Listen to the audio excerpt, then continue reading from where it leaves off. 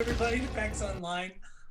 We are here today to be talking about Moderators, the unsung hero of streaming. I'm really excited about this panel, but I want to make sure that I have our panelists introduce themselves, and then I will introduce myself, and then we will get into some of the areas of moderating, as well as some of the best practices and new tools to be able to use. So I am going to kick this over to Blue if she would like to introduce herself. Yes, hi, I am Blue. I go by Blue Owls Medic online, and I am a partner Twitch streamer for the last 2 years, been a moderator on Twitch for the past 6, and I community manage freelance, and I'm currently a community manager for Quantic Dream Studios. I'm Dr. Ron Kelly. I'm a psychologist, and I'm also the co-founder of Geeks Like Us, a media company that's community-based that supports or fosters unapologetic enthusiasm in our community and also teaches people how to turn their passion into a career. We have been doing Twitch as our main platform for a while, and so we've set this up over the last 2 years, and I have done hosting and moderating in that time. Hi everyone, I'm Emilia Hurst. I am also Wandering Shrink pretty much everywhere on the internet. I am the community manager for Geeks Like Us, so I work very closely with Ryan and Emery. Outside of all of this fun stuff, I'm actually a pre-doctoral intern at the University of Washington in Tacoma. I'm Matt Donahue. I'm the co-founder of But Why the Geek Community, and I run all of our, our Discord community, and we're kind of like a media outlet / community. We used to do streaming, but not so much anymore. But I'm just here to talk about basically how we do. I can't even. I'm stumbling my words right now. No, that's fair. This is late, and you're doing a great job. Yeah. But as far as experience, I don't have quite the nearly the experience of Twitch modding as everybody on this panel. We did that for a little while, but I just basically handle all of our community between managing all of our writers and then obviously Discord and social media presence of what we do as our outlet. I am Songs of Healing. I am a Twitch streamer and I'm on Twitter, but mostly I'm a Twitch moderator for the Twitch channel Extra Credits. Yes, the YouTube channel as well. We work with that a lot. I've been streaming for a year-ish on and off, and I've been modding for EC for about 2 years now. Outside of all of that, I'm a board-certified music therapist. Awesome.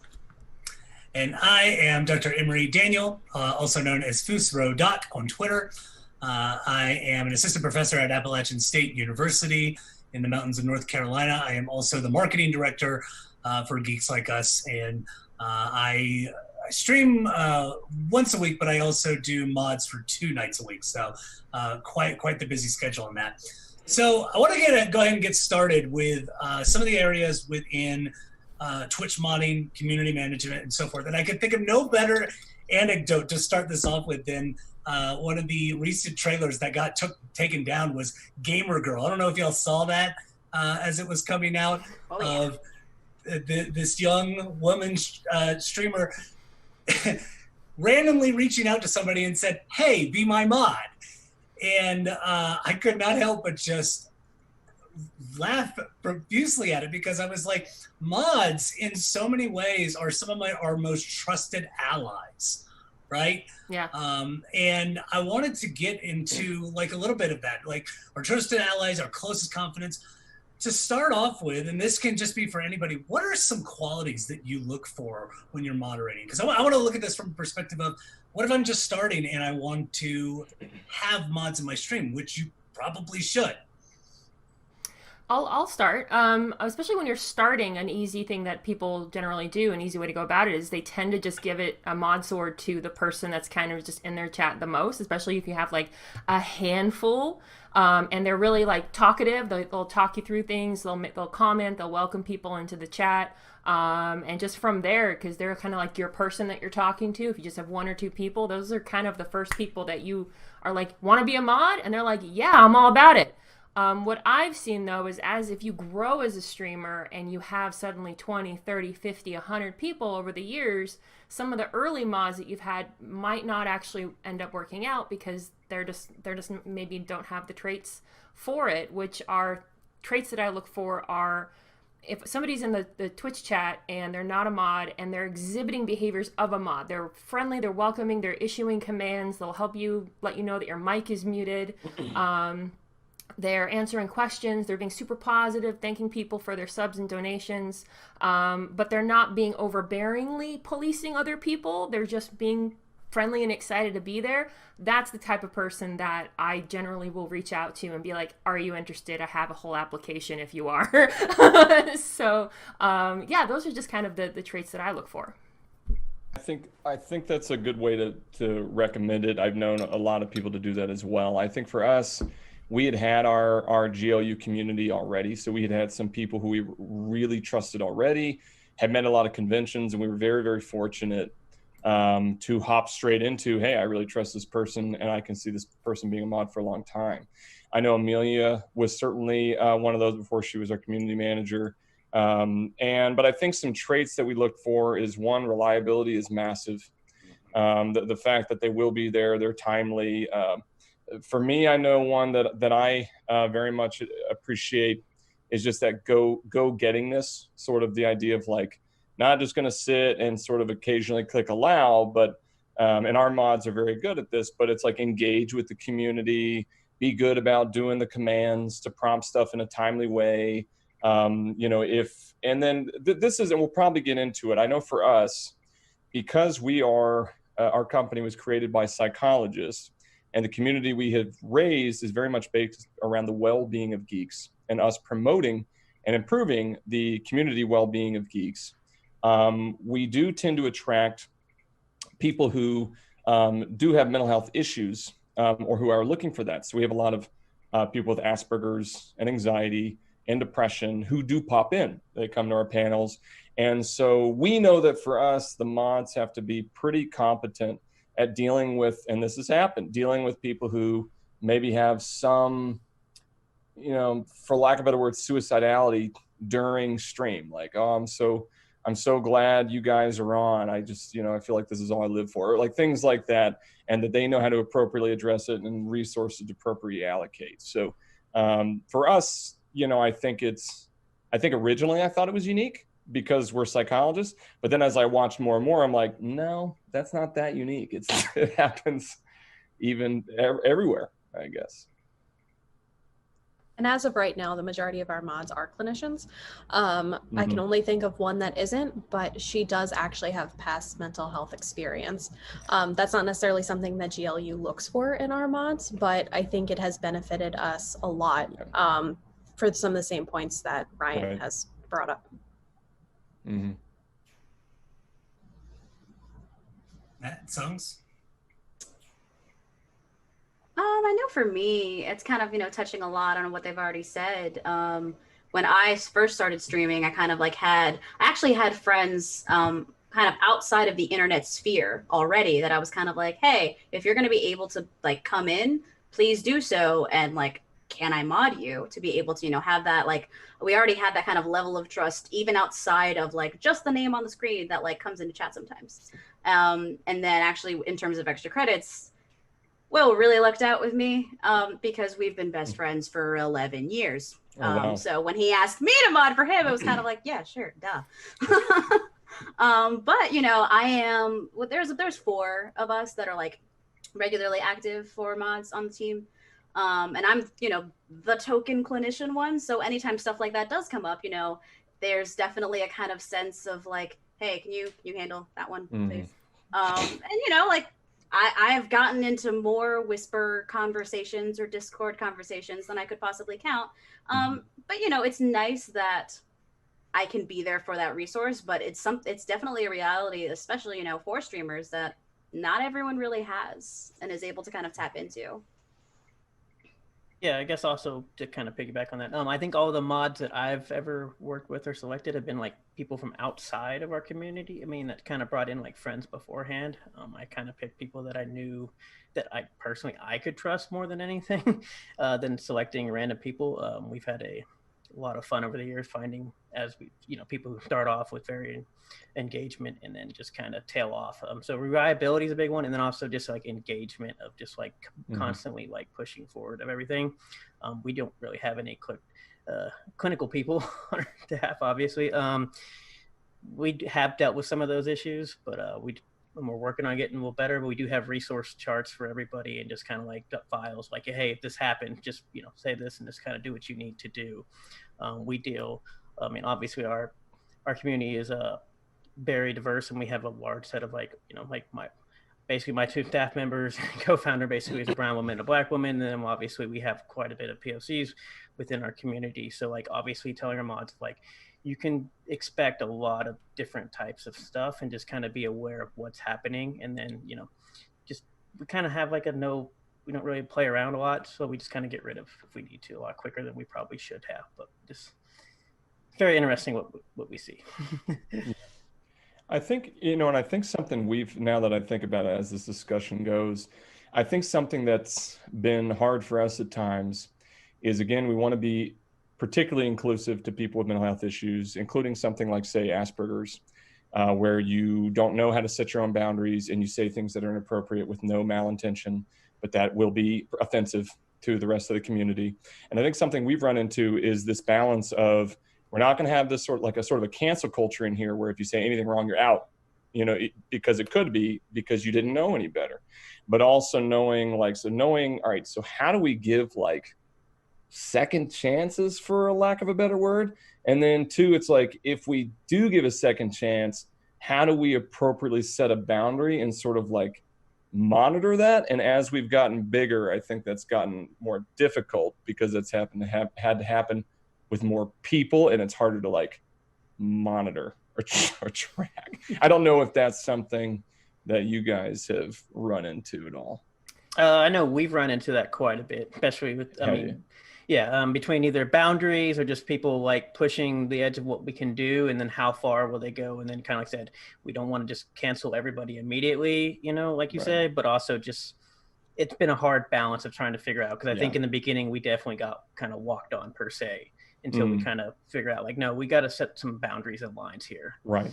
Because some people are trolls, but some people just don't know, like truly don't know what they're doing. That was a very consistent point of one of the findings of our research that we were doing, especially when we were talking to people that did a lot of moderating, was this whole idea of, when trolls come in, we can hit the ban hammer, no problem, for the most part.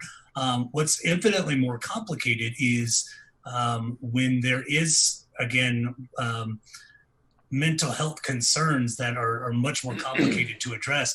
I think one of the things that I want to ask everybody here to kind of go along with that is, how important are rules to set up your stream to make that understood before that even becomes an issue?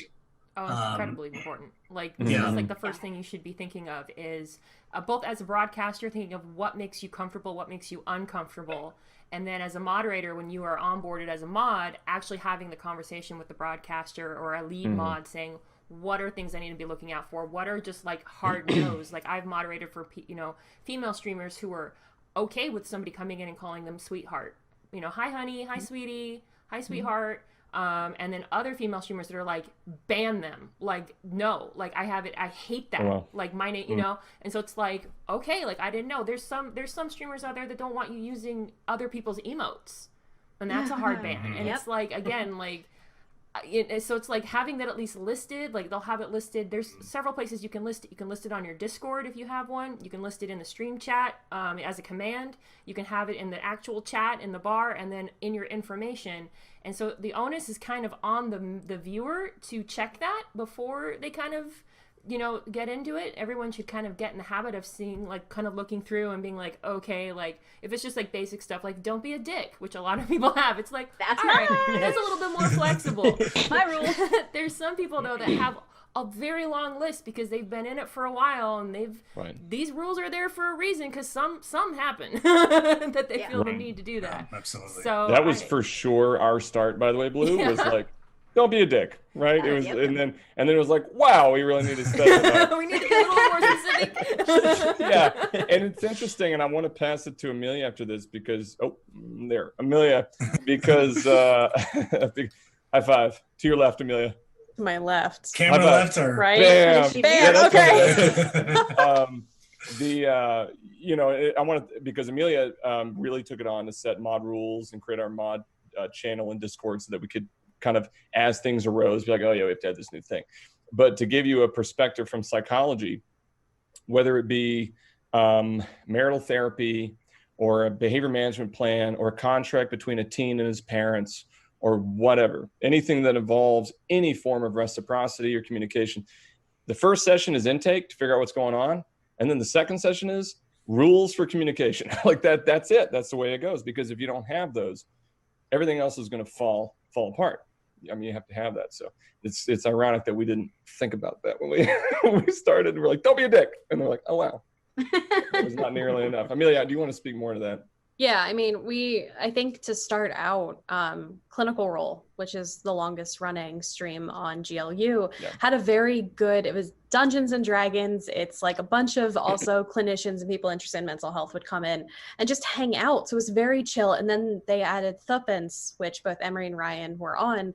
And then at that point, things started to like bump up for us. And then the more streams that we got, the more people that got introduced. And of course, with new people, with new interests, we are seeing a lot larger of a neurodiverse population. So to have those very strict boundaries in place started becoming necessary for us.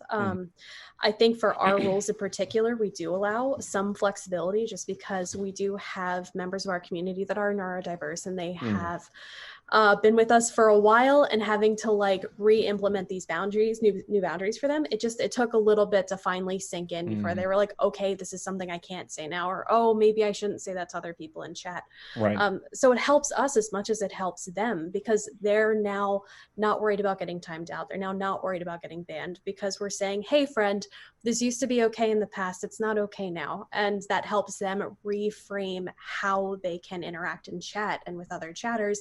And then we're more excited to see them, and they're more excited to show up because they want to be like welcomed and loved, just like we all do. So, rules just ended up becoming something that worked out better for us. Mm-hmm. Having that structure is important. Like that can ease a lot of anxiety coming into a new space and not wanting to offend, wanting to make friends. How do I communicate? And then just being like, don't talk about this stuff. Don't get into this. And then here's like totally go nuts with this. And then it's like, okay, like I know what to expect now. So yeah. This is something that I really love kind of like pondering on, especially because kind of the over-encompassing rule that we have for extra credits is keeping good faith. And, sometimes it takes some explaining as to what that is. We're just like, all right, well, don't assume the worst in the person that you're talking to and things like that. However, Wednesday evenings, we actually run a politics stream. And it's fascinating and full of incredible discussions when they all keep in good faith. And you can always tell when someone comes in that's new, that maybe will start just kind of throwing things here and there, because the community won't even engage anymore.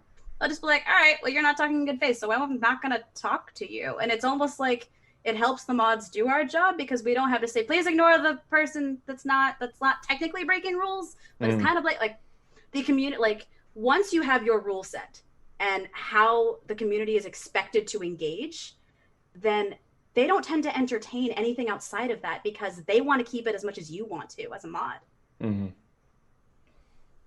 Good point. I think the most interesting thing, because we're talking about people coming into chats and modding and everything else, and at least for us, it's obviously a little different, but like we had rules for, people coming into our, when we did stream and then when we have our Discord. But what we didn't realize is we actually had to make a code of conduct for actually our writers, because obviously we do a website and we do writing, but actually having a set a code of conduct just for the people that we're actually onboarding to come write for us. And so we actually, when we, have some like, hey, I want to be a writer, fill out the application, we actually send like not only just your basic information and guides, we actually send an entire code of conduct of like what to do. Sure. Well, that was something we did not think we were going to end up having to do, for sure.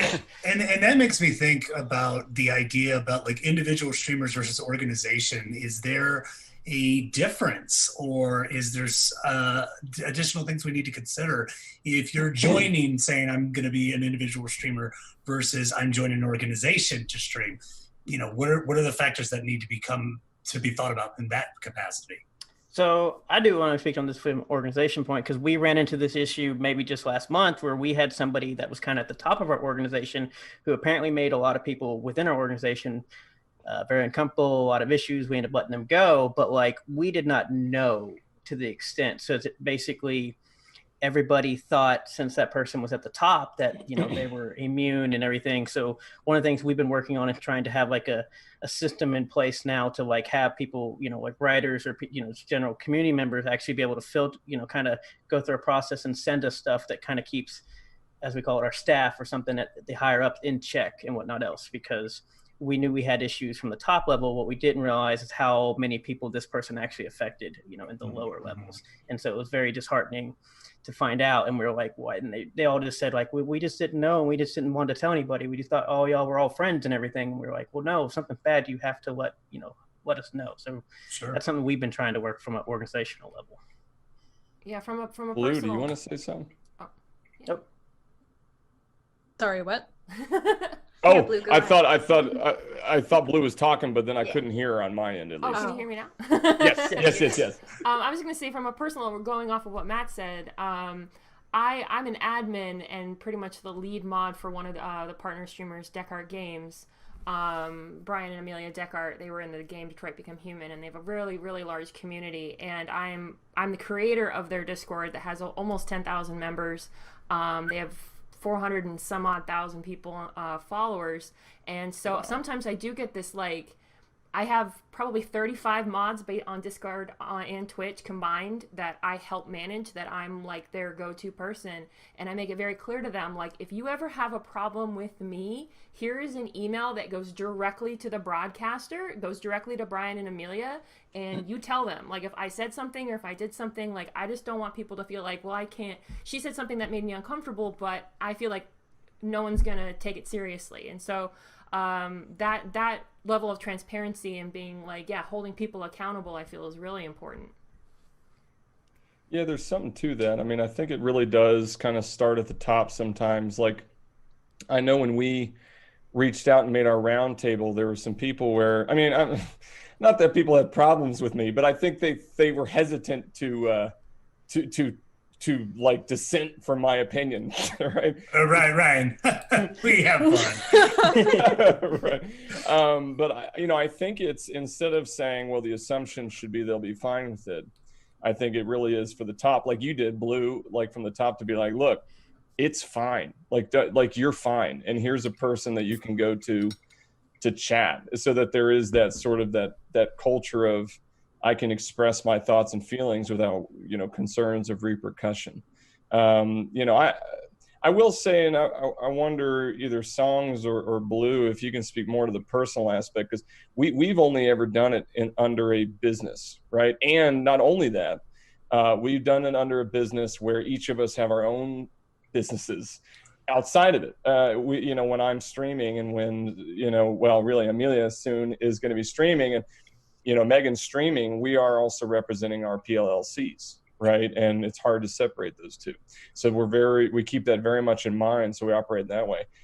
I actually, now that I think about it, I don't know the differences when you're just one person. Do you see differences that are notable? Songs, do you want to go? No, you can for this one. Okay. I mean, I guess when I think of like a single broadcaster just trying to grind through Twitch and make partner and go, affiliate to partner, versus an organization, I think it's just resources. You might not have a lot of money as an upstart. When I started, I didn't even have a camera. I just streamed off my PlayStation 4, and then slowly, as like I gained subscribers over the course of 2 years, I could get like a nice webcam, I could get a nice microphone, I could get a stream deck, and just slowly upgrade. Whereas I feel, again, I'm not an organization, but you might have more people that are willing to invest, or just more resources from that regard. But also, just I think from a liability standpoint, like if you're just a single person, you're not a business, like, unless you're like top streamer, that's has like 10,000 subs. You're just you. And then if something happens, if you just cancel culture, you know, you say something and you're just done, you just, which has happened, versus like an organization, they go, well, let's just get rid of that guy, but we're going to still keep going. You know, we're just going to bring on a new guy or a new gal. And so, yeah, those are like the two big ones I can think of off the top of my head that I can see being differences. Yeah, that makes sense. And also, like, because it is purely on you, like, there's also just the fact of when you aren't on, there's nothing happening. Right. Like if you're in an organization or even any sort of like cooperative, right? Like you can kind of be like, hey, like I can't really do anything tonight. Can you like just pick it up, you know? But like if it's just you, it's just you. There's like, that's it. Either you're on or you're not. Even again, like if you're just like, you get like 20 to 30 viewers a stream and you're, you know, I'm a Twitch partner, but I get it like 30 to 50, you know, on average. And just you're it. Like you have to do your own graphics, you have to do your own YouTube editing, you have to do your own promotion. Hopefully you can grab some mods and viewers that are like your champions and they'll promote you and they'll make cool compilations of you and stuff. But yeah, I would. But you don't have to beg to clip you. I know. You ever please clip it, chat? That means clip it. I need this. Which wandering is Master Clipper. I'm going to tell you that right now. Yeah. Master Clipper. She's very good. Yeah. So, I'm awful at it, by the way. So one thing, I always try to see if I can look at some of the more challenging things within moderating in general. I think one of the biggest ones is investment, whether it be social investment, whether it be financial investment, and this idea of, and Matt, you kind of spoke to it in terms of hierarchy, but I also kind of want to look at it into, I'm subscribed, I'm a member of your Patreon. How dare you would potentially ban me or kick me out for whatever reason. How do you handle like something like that as a mod for new streamers that feel like they want to make sure they connect with their community, but this could be a problem? I personally hold subscribers to the exact same standard as a non-subscriber. Basically from the get-go, I let them know that this is not like a pay to win. This is not, you can't, I have straight up banned one person who is a very big subscriber and donator, like hundreds of dollars over the course of several months, but they just would not listen. Please don't spoil this. I haven't played this game. Kept spoiling. And I'm like, I gotta ban you, man. Like, I don't, like, you know, so it's a matter of like, you can't pay enough money to me to, you know, that I'm gonna not look at how you're making me feel uncomfortable or making my broadcaster feel uncomfortable. So we make that very clear, like in the rules on Discord and on Twitch, like being a subscriber does not make you immune to these rules. And I have just timed out people. You might gift sub 50 gift subs, and then 10 minutes later you're timed out because you did something, you know, you knew better and you did it anyway, and it's not a pass. And so it is tricky because but that's sort of the cost of keeping a healthy, like literally a cost at times of keeping a healthy community. To me, it's not worth it to have somebody who makes me uncomfortable and anxious if they're just giving me $20 or $5 here or there. It's like, I do not need that, and my broadcaster does not need that. So that's like, there's really no, hopefully like it's 99% of the time your biggest supporters are your biggest champions, and they get it. But you are going to get that one person who just keeps kind of, you know, overreaching, pushing like it that. Yeah, a little pushing bit. it. Yeah.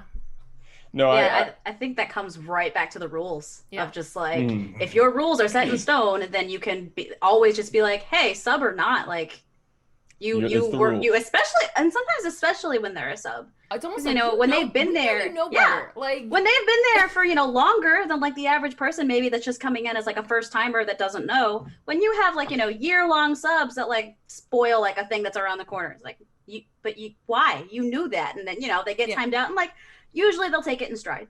But you know, there's definitely like a line of just kind of like, okay, well, you know better. And I can definitely see like where someone might think, you know, I have deposited money into your account. I am entitled to be able to, no, that doesn't fly if you already have your rule set again, you know, like, no, you're just the same as the guy that just came in 5 minutes ago. Like, bye. Don't say things that you were told not to say. No, I think that's really smart. I think the general theme is do not have any sort of tier subscription that offers, you get a lot of chances. Like that's not, and I obviously, a lot of our framework, because we have a lot of professors and doctors and physicians and so on, is, in psychology or in private practice, there's something called discrepancy of payment. If you are seeing somebody for $40 because they can't afford it, and then you're charging someone else and they were like, well, I'll pay you more.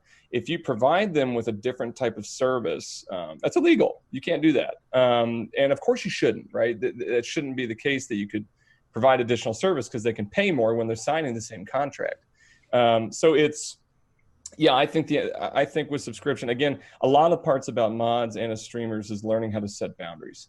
And like Songs reiterated a moment ago, I mean, it's about having that contract, and your rules is the contract. And if they're clicking that button that says "got it," that might as well be, Ariel signing the signature for her voice. If I can make a Little Mermaid thing, it's binding. It's a legally binding document. Right, you're mine now. The big thing is not to feel guilty about it. I mean, Yeah. they're subbing, they're supporting you on Patreon, not because, or they shouldn't be doing it because they want your individual attention, because they want to be able to manipulate what's going on for their own gain. If they're subbing to you, if they're giving money to Patreon, it's because they believe in you, they want to support you, they want to support the work that you're doing, they enjoy the work that you're doing. So by supporting you there, that's what that money does. I had a very, very dear friend of mine ended up having somebody blocked in chat because he kept getting harassed. And then this individual proceeded to start sending him money through a different donation bot to get the vile things he was saying read as a caption. And he had to go into the IP address, but the only thing he can do, like his mods can't do that. He had to do that. He had to halt an entire stream. I think there was like 600 people on at that time watching him just to put it in to block this guy from sending him. And it wasn't a small amount of money either, like sending him like $20-$30 to say, will you listen to me now? And like, that's harassment.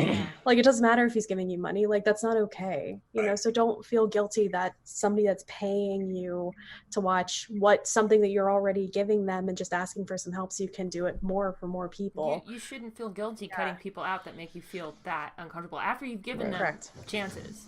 And that they know better, and they just push this boundary, and you're just like, I mean, I have whispered people, like as a mod, I have, if there's like a subscriber that we see is just not acting right, and we'll be in the mod room on Discord, and we'll be like, we're gonna whisper him, like as a final knock it off, because they're just not getting it when we're adding them in the chat. And so we'll whisper them, and they'll be like, oh, okay, sorry. A couple streams later they'll do it, and you're just like, really, you have no excuses. Like, we let you know. So yeah. I guess the only thing I could probably add is when it comes to like the balance of just like, because a lot of our stuff has come just more in disagreements of like just talking. And so like, somebody says something either bad, but more of just if the money is one of the first things that comes up to them, then probably they're using that more against you than in kind of in bad faith than they are of just somebody you just got into disagreement with. At least that's how we look at it. Sure.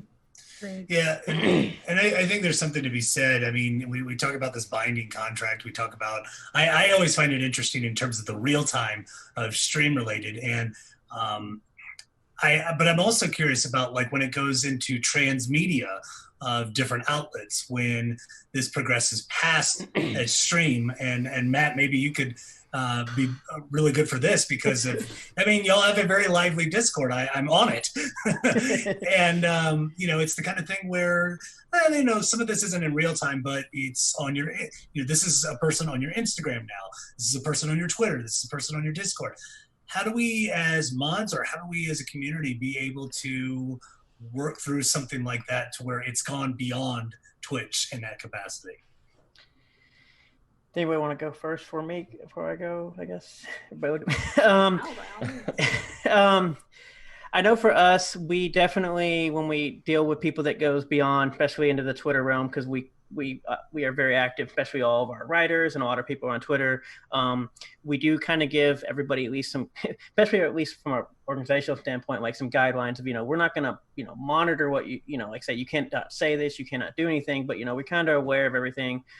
I know, as I said, as being probably a kind of majority POC community, we take a lot of attacks on social media. For the most part, we don't really, we try to stay out of fights because it is looking bad on PR. But at the end of the day, we tell them you're allowed to hit back per se, just make sure it counts. And so like we had earlier in this year, we had an entire another organization came after us, including the EIC of our site, my wife, and basically said our entire site just reverse racism. And we're just a bunch of racists and stuff, like all online, and start spreading all this stuff. And so like we're just sitting there all throughout Twitter and just yelling, you guys just hate white people and all this weird stuff. And we're like, okay. And so it turned into like, you know what? If you all would like to say something, go for it. Obviously be aware of what you're going to say, and people will see this, but at the end of the day, of like, you kind of need to kind of protect your boundaries. You also need to kind of protect yourself. Try not to be the attacker, but be but try to defend yourself, at least is how we work with, because we've run into a lot of situations of just people seem to find us and have a lot of issues with what we do for various reasons. That's a good point. We kind of have a rule that, at least for mods, there's a big difference between being right versus being effective. And there are a lot of times where you have every right to be righteously indignated or offended or react, but our job is not to react. Our job is to stop, think, and respond. And that can be really hard to do sometimes. And I think we have a round table of about 9 people that all help each other do that appropriately.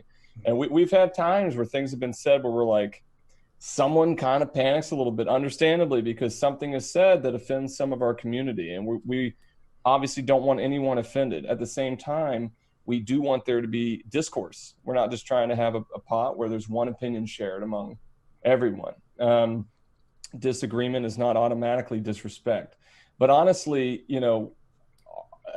our community is super respectful. So we've had some comments, largely from some, to be fair, from some folks who have been pretty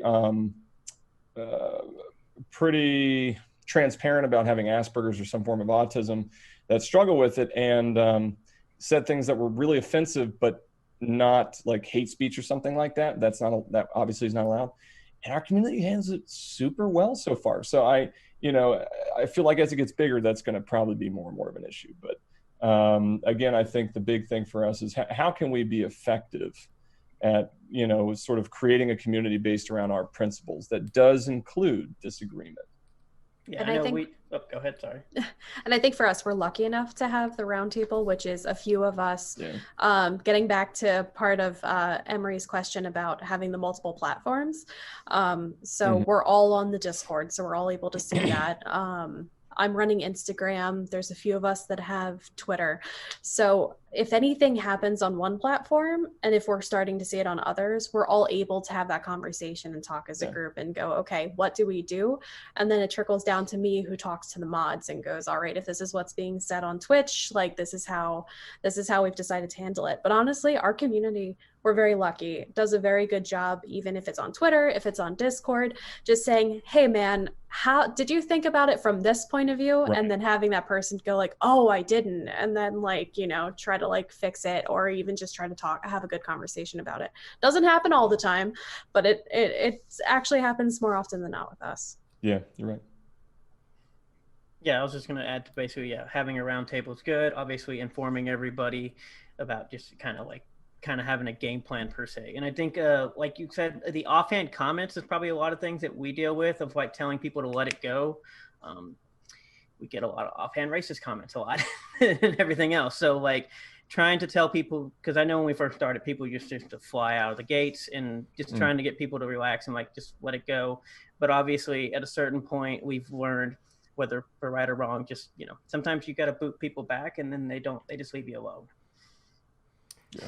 This is kind of interesting hearing it from your guys' perspective as an organization, because this is a little different than how I operate as a broadcaster and as a moderator for another like singular entity of a broadcaster. Like one of the things I tell, like again, we have Discord and Twitch mods, I tell them point blank, you are only a moderator on Twitch and or Discord.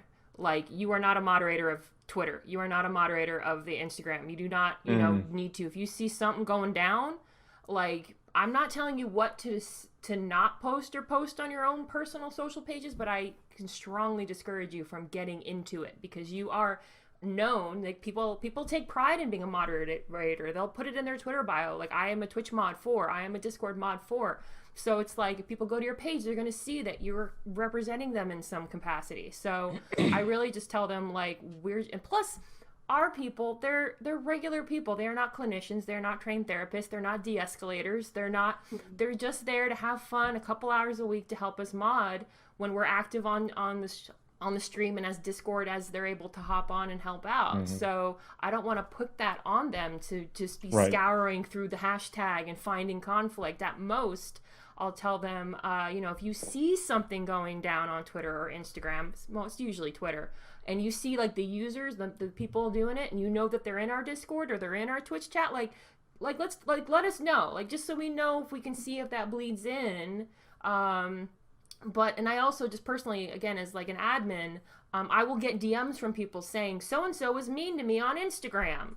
And I'm like, I block them? Like, you know what I mean? Like, I feel like I don't, like, I'm not a mod on Instagram for you. Like, I'm really sorry to hear that. I'll keep a lookout on the Discord and on Twitch. If they do something, like, I'll let them know. But, like, that sounds like it sounds like interpersonal, and I'm not going to get into it. So you need to kind of, you're in charge of your own online space. So block them, report them, whatever they're doing. And I'll keep a lookout, but that's about as much as I can really do. So it's just, it's interesting that you guys have this whole other kind of world where it's just all encompassing of social media, and you guys all kind of have to tackle it. Whereas in my experience, it's not like that. Not as much. Yeah. Well, it's interesting. Sorry, Matt, go ahead. I was gonna say, obviously we don't tell people to go out, and obviously it's more of like individual agreements where, like, you don't like somebody, that's your own issue.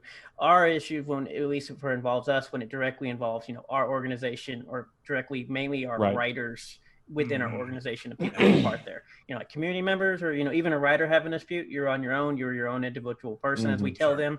But obviously when it comes directly at us is when it happens. I do want to shift gears a little bit, because there are some things that aren't necessarily having to do with harassment or anything, but just being overwhelmed. And Blue, I know you and I have spoke to this at one point. I'm always interested in raids when it comes to modding. And you and I, now granted, you gave me anxiety when you said, what if a raid comes in and there's 500 people coming into your chat? I'm like, what? Well, I got a better one. I have an update. We had a raid of 70,000 people. What? It was Rubius, who's the third biggest YouTuber in the world.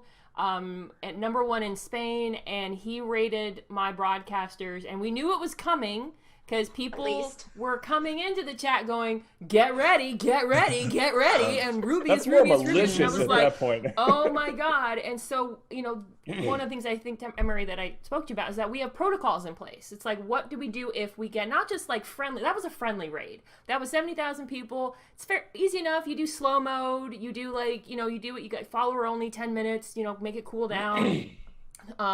But yeah, what do you do when you get those raids that aren't so great? Or what do you do when you get just bots? And so we have protocols in place of, like, we go emote only, we go follower 1 week, and we start going through and banning them, and letting our broadcaster know, like, we're on top of it. Don't worry. You don't even have to address it if you don't want to, because some people thrive on the attention of it. Like, oh, look, he's all thrown off now. Isn't that funny? Like, that's what trolls like to do. If you just like, oh, we're going to go to break now, but, we'll be back in 5 minutes, and then they take a break, and then mods clean it up, and then they come back and act like nothing happened. So, for the most part in my community, in our community, raids have been a blast. Like 99% of the time, it's all in good faith. It's all just people coming in hyped. Like, again, they were in a game, Detroit Become Human. We get people that raid us that have just played the game, and it's like, hey, Connor, and he's like, my name's Brian, but yes, I played Connor. Thank you. But, you just roll with it. And so, in my experience, it's normally almost always just a good time. So, again, it's just setting that expectations for the mod team of don't panic. You're fine. Like, we're just going to tackle it. We'll make it as slow. And there's sometimes you just got to let it happen. It'll simmer down. People are just hyped. Nothing wrong with a little bit of hype. Like, that's my opinion. I appreciate that as a coming from a partner. I think on our standpoint, we've been growing. I mean, fast and growing. We've only really been making Twitch our primary platform in the last 8 or 9 months. But yeah, I think we're around like 650-ish. And, most of our streams tend to be between 10 and 70. And the 70 is special occasions where we do kind of a big thing that we market out pretty well, right? And we have a lot of wonderful support in our community from bigger folk. But I think Stevens lately with his Lord Jour tends to max around 23, 24. And the people we have are really awesome. We've formed really good relationships with them. We love to talk to them. The thing we've run into, to be honest, is when we started off, we'd usually have like 10 people in there and we could talk with them and it was manageable and we could play a game and we could catch most of the comments and people felt included and they felt like we were listening. And even if we got distracted, there wouldn't be a lot of overlap top and we get to them. As we got more and more people, it became more and more difficult because we'd miss comments. People who got used to having every comment of theirs responded to, which is ideally our goal, right? We're like, they're not listening to me anymore. And then when raids come, that has been the main thing is our expectations. We have this smaller community where we're very, very interactive. And then when a raid comes, which has ranged in our experience between 6 and 200, 200 again for more of the special events we do. I know my main concern is, but like our like 17 crew, right, that has been with us so long that we want to, it's like, where are their comments, right? So like where, but then you're playing a game at the same time. And I think we've had a few times where we've had some people who have been very, very, very active community members who felt really let down and really excluded. And it killed us to hear that. We're like, oh, God, really? Like, oh, man.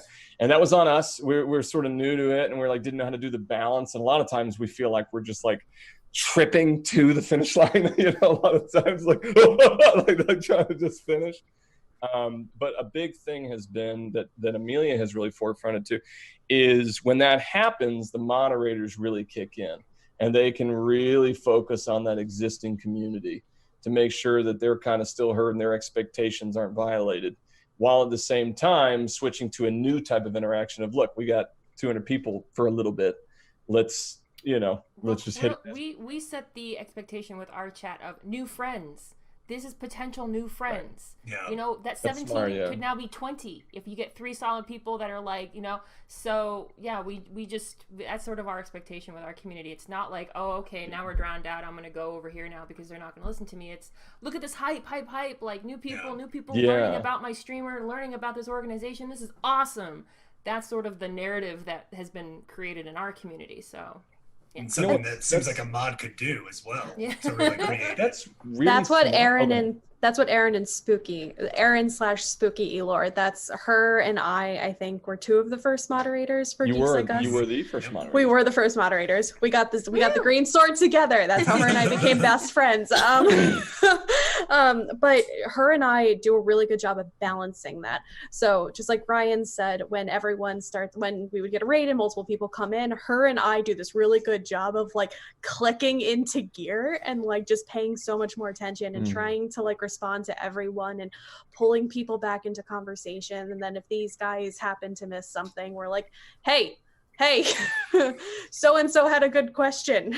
Oh, God. Right. Hey, y'all are really good at that. Yeah. Right. Yeah. Well, and I think it's really, really smart, Blue, to sort of set the precedent. And we to be honest, there's a lot of core Twitch things that we just dragged heels on because we didn't realize it was that important, including emotes. Oh, And so now something called the hype brain, which is a dopamine molecule, and it says hype. So now, but I really think it's really smart that you were like, look, when new people come in as a community, we're all hyped. This is all for us. Like, we're getting new people.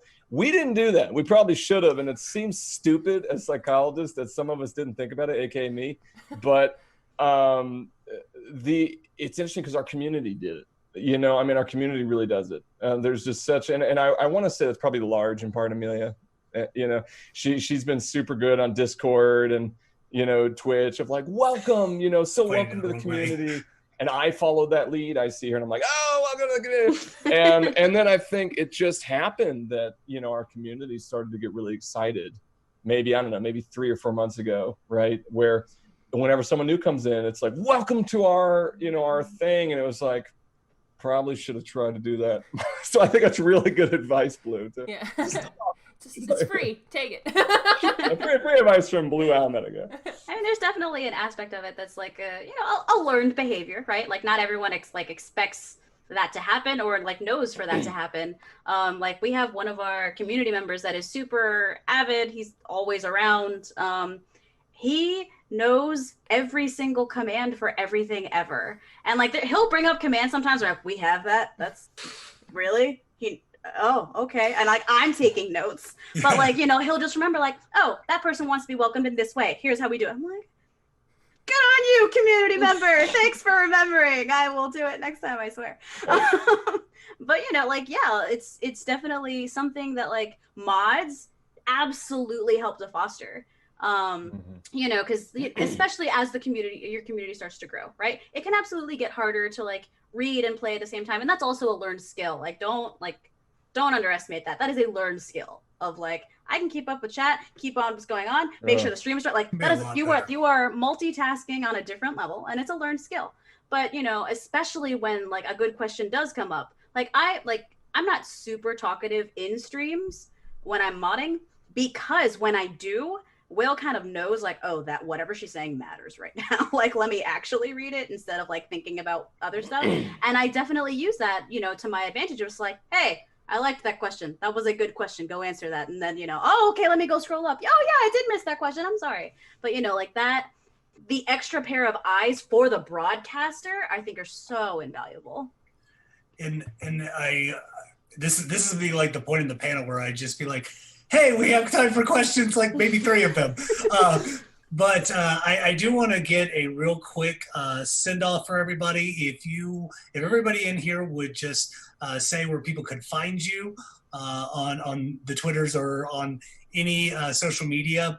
And also just a quick, what's something that you would suggest is your best practice for a strong community, and how can mods do that aside from, we mentioned setting rules? So if y'all could do that individually, I would appreciate that.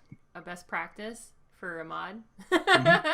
I would say practice empathy, I think, and constantly remind yourself, because you can get burned out. And so constantly coming back and also knowing when to take steps to take care of your own self, and knowing when like, this is too much, I got to step back.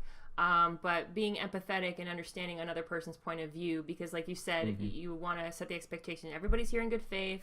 Let's all work together. So that's sort of my one tip. But I'm Blue Owls Medic. You can find me here.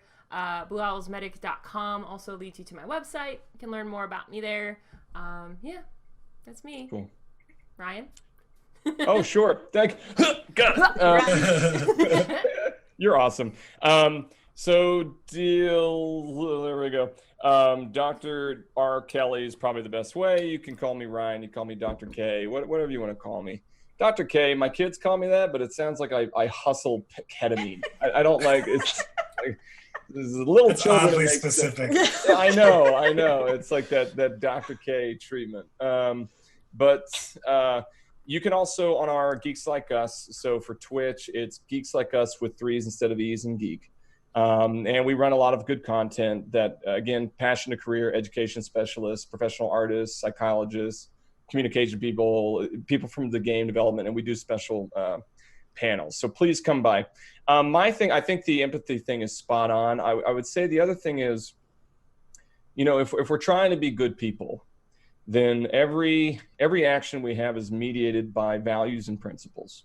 Everything should run through that filter. And if you're going to be running a channel, I strongly encourage you do the same. And so, having a very firm idea of what your values and principles as a channel are. Don't chase the viewers. I know it's exciting, but that's not what I would recommend. It's create an idea of the content you want, create quality content, try to provide an inclusive inclusive content, and then act accordingly. So if you do that, you have passion. It actually means something to you. You actually have a genuine sense of purpose, and you're just going to be a better mod. And then I hope your values and principles are good. but usually hopefully it works out. Yeah. Emilia? All right. So once again, I'm Emilia. You can find me Wandering Shrink, like wandering through the woods, and Shrink, like, you know, the name we try not to call psychologists anymore. Wandering Shrink, pretty much anywhere on the internet. So piece of advice. One of the things that we don't think about is that when you get that green sword next to your name, or when you are identified as a mod in things like Discord or on other platforms, you aren't as big of a public figure as the person that you're representing, but you're still a public figure. And just because you're a public figure does not mean that you need to be accessible to everyone all the time. It's okay to defer to your streamer, to your broadcaster, to the person that runs your organization. It's okay to defer to other mods if you need to take a break. Yeah, it's really good advice. That's it. That's really good advice. Matt? And I'm Matt, and you can find me on the interwebs at datm18. And then obviously you can come check out our organization of But Why Though, a geek community at But Why Though PC on pretty much every platform, and butwhythoughpodcast.com, where we do all the nerd geeky things. I think right now everybody's just talking about anime and manga. Nice. Whatever they're doing right now. Careful. But no, I guess for my one advice for people, I guess looking outside the empathy and everything else we kind of is keep learning and know your tools. I guess like knowing everything about, like, you know, commands, Discord, you know, locking channels, just any type of role setting, any type of fancy thing that will help. I mean, one of the big things, especially with me growing, when we started, was I was the only person kind of doing any of this. And so I learned how to automate pretty much everything. And so learning tools and seeing what can all help you. So obviously, you know, get more people to help, right? But if you can't, you know, just trying to know what can alleviate some of the hardship for you. Nice. And then songs. I am on Twitter as just Songs Healing. There's no of. I don't want to talk about it. And on Twitch as Songs of Healing, and also moderating on Extra Credits. Yes, we have a Twitch channel as Songs of Healing. And the advice that I would give a mod is learn effective communication. If you are concerned about one of your community members, go talk to them. Go whisper them. Go find out what's going on before it becomes a thing with someone else. If you're worried about anything with your broadcaster, go talk to them. You know, point out things that you're noticing that they might not notice because they are already in a different world, in a different space. You're their second eyes. Do that for them. Learn to communicate effectively. Awesome. Yeah, totally. And I am Fusrodoc, FUSRODOC on Twitter. I'm also part of the Geeks Like Us community, so you can find me there as well. But and to go along with that, songs are just kind of as a final note, because I think that's a really good point, especially from the organizational standpoint. It's okay to disagree. It's okay to have constructive feedback from each other, even if you feel like something has gone wrong. So when we've had disagreements, that's the kind of thing that I think builds communities really well. And you know, it's kind of the thesis antithesis kind of thing. And I think we've had not a substantial amount of it, but we've had it in GLU and we've handled it very well. And I think it's made us stronger for that. So I think that's extremely important. So, all right, that's all the time we have. Thank you all for joining us, and find us on the interwebs. Thank you. Thank you, everyone. Bye.